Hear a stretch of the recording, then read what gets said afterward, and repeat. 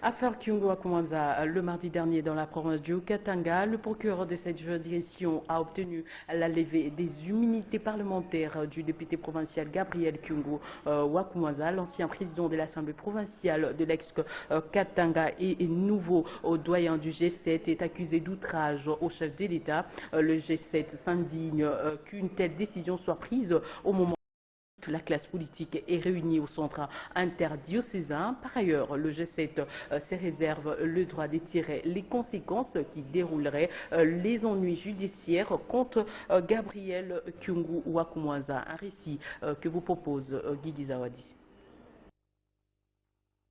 Dans un communiqué signé hier 27 décembre par Pierre Lombi, le G7 a pris connaissance de la mesure de l'Assemblée provinciale du Haut-Katanga sur la levée de l'immunité parlementaire de l'honorable Kyungu Wakumwaza, président national de l'UNAFEC et vice-président du G7.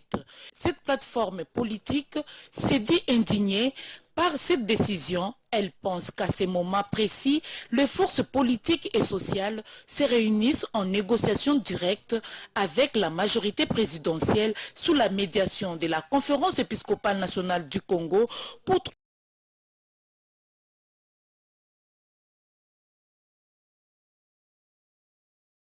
apaisée.